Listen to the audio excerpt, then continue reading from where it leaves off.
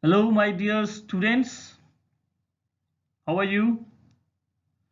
Students, as you know, we have started our chapter number 10, our neighboring countries.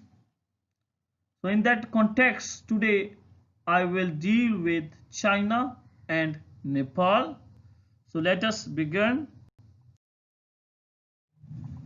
First of all, China, officially called as People's Republic of China. It is the most populated country of the world and the fourth largest in area. Now, if we talk about the physical features of China, we can have the Gobi Desert, the Taklamakan Desert, the Tarim Basin, and the Khingan Range. If you will see on the physical map of China, in the extreme north, you can see the Great Khingan Range. I have marked it for you. Then very near to it, you can see the Gobi Desert, and to the western side you can see the Tarim Basin and the Taklamakan Desert. The Huanghe and the Yangtze are the major rivers in China. These rivers had made fertile river plains where agriculture is the main occupation of the people. Now, history linked to India. Fahin and Hunsang were the two Chinese travelers who traveled to India. They recorded their experiences in travelogues. Now, what are the travelogues? It's a description of someone's travels given in the form of narrative or a book. Fahin had written a book for Kuki, which means Travels of Fahin, and Hunsang has written a book Siyuki, which means the history of Western world.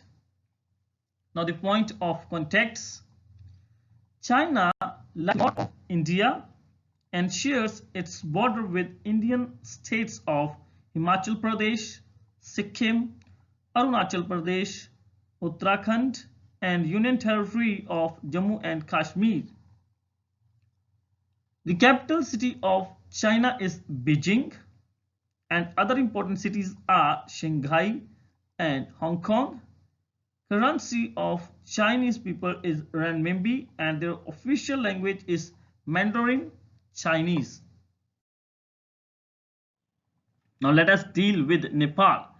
Nepal is a landlocked country in the Himalayan mountain range. Now what is landlocked? Landlocked means surrounded by land on all sides and do not have any access to ocean or any kind of water body. It is bounded by Tibet, now a part of China, in north, and India on all other sides. Now, if we'll talk about the physical features of Nepal, we are having the mountain region, the hill region, and the Tarai region. Now, if we will have a look on the physical map of Nepal, in the extreme north, the mountain range region is over there of Himalayan mountain system. And if we'll start from there and we'll start coming toward southern region, you will find the hill region over there, and in the extreme southern region there is a Tarai region in Nepal. The country has mountains, hills, ridges. Now what is a ridge? It's a geographical feature consisting of a chain of mountains or a hill that forms a continuous elevated crust for some distance, and low valleys. Now what is a valley? Valley is a low area of land between hills and mountains, typically with the river or stream flowing through it. Now what is the valley? Valley is the area of land between hills or mountains, and a special feature of valley is over there that a river or a stream of water is flowing through it. Mount Everest, the highest mountain peak of the world, lies in Nepal.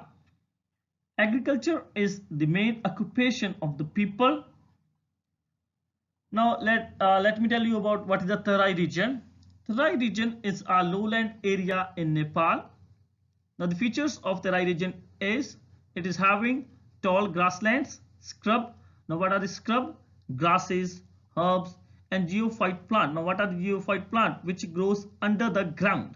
Those plants are known as geophyte plant, like potato and ginger is over there. Then savanna forest. Now what is savanna forest? It's a type of forest in which a mixed forest is over there. For example, grass and trees are over there in savanna type of forest. And the trees are widely spaced, which means there is not a dense forest. So savanna forests are not a dense forest because trees are spaced widely, and it is a mixed forest. Grass is over there and trees are over there. Clay rich swamps. Now the swampy areas over there in Terai region, in Hindi or Punjabi we will say daldal. In English we can say the marshy land also. Now the history linked to India. Buddhism, the religion preached by Lord Buddha, connects India and Nepal. Buddha was born in Lumbini, Nepal. Buddhism is an important religion in the country of Nepal. The original inhabitants of Nepal are known as Gorkhas.